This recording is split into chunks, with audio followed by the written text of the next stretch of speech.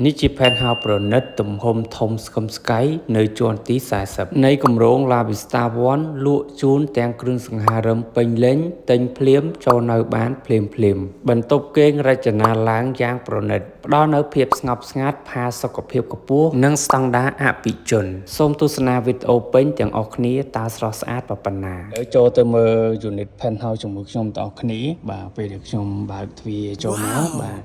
ខ្ញុំងាកមកខាងឆ្វេងបាទខាងឆ្វេងគឺយើងមានកន្លែងសាឡុងទទួលភ្ញៀវបាទហើយយើងមានវេរ៉ង់ដាចេញទៅខាងក្រៅបាទហើយយើងកន្លែងមកខាងនេះផ្ទះបាយយើងបាទសម្រាប់ផ្ទះបាយគឺយើងមានទ្វារបិទបើកហើយសម្រាប់ផ្ទះបាយនេះគឺខ្ញុំស្រឡាញ់តែម្ដងបាទដោយសារផ្ទះបាយយើង view ស្អាតបាទនោះ view យើងមើលទៅខាងទន្លេបួនមុខកោះនរាកោះពេជ្រហាងមុខវាំងខាងទីក្រុងភ្នំពេញឃើញអគារខ្ពស់ស្អាតមែនទែនបើសិនជាពេលយប់កាន់តែស្អាតបងសម័យមកធ្វើម្ហូបបដាគយគុណទេសភាពបដានៅ unit penthouse ផងយើងអេមតែម្ដងបាទអញ្ចឹង space កន្លែងទទួលភ្ញៀវយើងគឺធំទលាយហើយការ decor អីគឺស្អាតហើយយើងមានកម្ពស់គឺស្រឡះល្អបាទកាលនេះតុបាយបាទហើយយើងមាន decor ទូសម្រាប់ដាក់តាំងស្រាឬក៏តាំងសម្ភារៈប្រើប្រាស់មួយចំនួនបាទហើយខាងនេះបងឃើញហើយយើងមាន decor ទូអាចដាក់កន្លែងឆុងកាហ្វេដាក់សម្ភារៈប្រើប្រាស់បាទនិយាយទៅគឺ decor ស្អាតតែម្ដងបាទ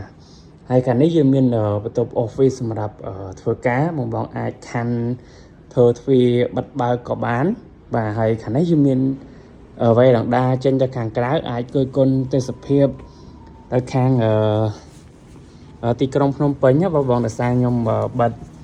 វាំងននដើម្បីឲ្យថតទៅឃើញច្បាស់បាទអញ្ចឹងខ្ញុំទៅបង្ហាញបន្ទប់គេងទី1បាទអញ្ចឹង penthouse នេះគឺយើងមាន3បន្ទប់គេង4បន្ទប់ទឹកខាងនេះបន្ទប់ទឹកសម្រាប់យើងប្រើ room បាទនេះ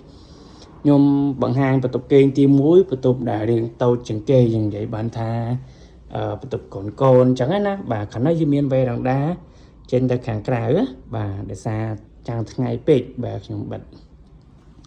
បាទហើយបន្ទប់ទឹកយើងគឺធំទលាយបាទដូចបងបានឃើញហើយបន្ទប់ទឹកយើងគឺទលាយមែនតើបាទហើយខាងនេះបន្ទប់ទី2នេះគឺបន្ទប់គេងមេគ្រួសារបាទបន្ទប់ហ្នឹងគឺធំខ្លាំងមែនតើខាងនេះយើង decor ទូខោអាវជាប់ជាងបាទការ decor ដូចបងបានឃើញនេះគឺស្អាតបន្ទប់ទឹកខាងនេះបាទខាងនេះយើងមាន decor នេះកន្លែងថតទូសម្រាប់ដាក់សម្ភារៈប្រើប្រាស់បាទហើយយើងចូលមើលក្រែគេងយើងនេះបាទ decor ជាប់ជាងបាទ decor ឲ្យមកស្អាតអតាវលីចូលនៅបានតែម្ដងបាទនេះបាទឃើញការ decor និយាយទៅគឺខ្ញុំឃើញ penthouse នេះគឺ decor ស្អាតតែម្ដងបាទចឹងបងទិញហើយចូលនៅបានភ្លាមចរយណាបានបាទនេះបាទយើងមានកន្លែងសាឡុងអង្គុយលេងនៅខាងនេះមួយទៀតណាបាទហើយខាងនេះកន្លែងបងនារីកន្លែងសំអាងបាទនេះបាទដាក់សម្ភារៈប្រើប្រាស់បាទហើយអានេះយើងបើកវាំងននមកគឺយើងមើលពយូទៅខាងកោះអុកញ៉ាតៃបាទខាងទន្លេមេគង្គបានបាទនេះស្អាតមែនទែនបាទចឹង unit នេះគឺពិសេសបាទជាន់ខ្ពស់ទៀតជាន់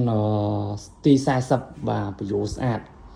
នេះបងឃើញទេបន្ទប់ទឹកយើងគឺធំទលាយមែនទែនបាទការ decor នៅបន្ទប់ទឹកការ៉ូសិតតាការ៉ូម៉ាតបាទនិយាយទៅគឺគ្រឿងសង្ហារិមដែលគាត់បំពាក់នៅក្នុង unit penthouse សិតតែមានន័យថាទំនើបណាបាទនេះធំមែនតើហើយមួយទឹកបដាគយគុណទេសភាពទៅទីក្រុងភ្នំពេញឃើញអគារខ្ពស់និយាយទៅគឺ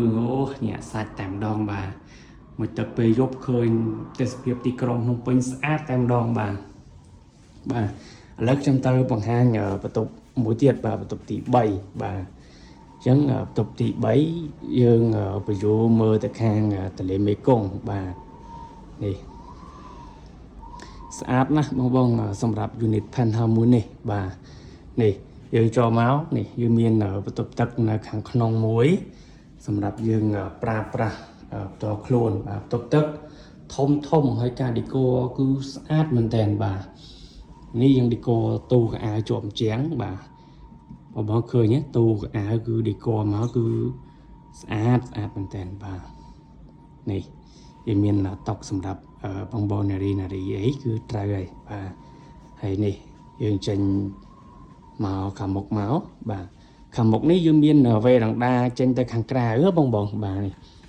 បាទដោយសារខ្ញុំអត់បានចេញទៅបង្ហាញទេបាទនេះគឺមានវេរណ្ដាយើងអាចដាក់តុអង្គុយមើលនោះទន្លេមេគង្គខាងរែកសាទខាងកោះនរាកោះពេជ្របាទខាងមុខវាំងបាទយើងមើលឃើញណាបាទតោះឥឡូវខ្ញុំចេញទៅបង្ហាញវេរណ្ដារូមបាទខ្ញុំអត់បានចេញបង្ហាញវេរណ្ដាទាំងអស់ទេដោយសាររៀងចាំងថ្ងៃខ្យល់វាអញ្ចឹងយើងបើកចោលកើតអញ្ចឹងណាបាទនេះអញ្ចឹងការដេកូនៅ unit penthouse នេះគឺស្អាតមែនទែនបងបាទស្អាតខ្លាំងតែម្ដងបាទឥឡូវខ្ញុំចេញទៅខាងក្រៅបង្ហាញជូនបងបាទនេះបាទខ្យល់ពេកបាទចេញមកខាងក្រៅគឺខ្យល់ខ្លាំងមែនតើបាទនេះបាទនេះបងឥឡូវខ្ញុំបានចេញមកវេរណ្ដាយើងចេញពីកន្លែងសាឡុងទទួលភ្ញៀវចេញមកខាងក្រៅនេះគឺវេរណ្ដាធំជាងគេបាទវេរណ្ដាយើងទទឹង7 ម៉ែត្រឥឡូវខ្ញុំបង្ហាញខាងនេះបាទនៅខាងនេះយើងមានខាងក្រៅយើងកន្លែងដាក់ម៉ាស៊ីនបោកគក់បាទម៉ាស៊ីនបោកគក់យើងដាក់នៅខាងក្រៅបានបាទនេះហើយបងមើលវីដេអូមើលបាទមើលវីដេអូ unit penthouse នេះនោះយើងឃើញអគារវឌ្ឍនៈបាទឃើញអគារខ្ពស់នៅទីក្រុងភ្នំពេញស្អាតមែនទែនបើសិនជាពេលយប់ភ្លើងកាន់តែស្អាតបងនេះខាងមុខវាំងទន្លេ4មុខកោះពេជ្រកោះនរាខាងរែកសាទអូនិយាយទៅគឺនេះទន្លេមេគង្គបាទនិយាយទៅ unit ហ្នឹងគឺពិសេសមែនទែនបាទនេះបងឃើញនេះបាទវេរណ្ដាយើងធំមែនទែនបាទខ្ញុំថតនេះគឺ penthouse នៅជាន់ទី40បងបានឃើញហើយបញ្យោទេសភាពយើងមើលឃើញទេសភាពទីក្រុងភ្នំពេញបាទអញ្ចឹងខ្ញុំសូមបញ្ជាក់ unit penthouse នេះទិញភ្លាមចូលនៅបានភ្លាមមាន decor ស្រាប់មានគ្រឿងសង្ហារឹមពេញលេញទិញហើយយកទៅកៅអៅមកអាចចូលស្នាក់នៅបានភ្លាមតែម្ដងអញ្ចឹងសម្ភារៈការដេកូអីដូចបងបានឃើញនៅក្នុងវីដេអូអញ្ចឹងទិញហើយគឺបានអញ្ចឹងដកតែសម្ភារៈតិចតួចចេញតែប៉ុណ្ណោះអញ្ចឹងបងចង់ដឹងព័ត៌មានលម្អិតឬក៏ចង់មកមើលជាក់ស្ដែងអាចឆាតមកក្នុង page ឬក៏ call មកសួរបញ្ជាក់ខ្ញុំបានអូខេអរគុណ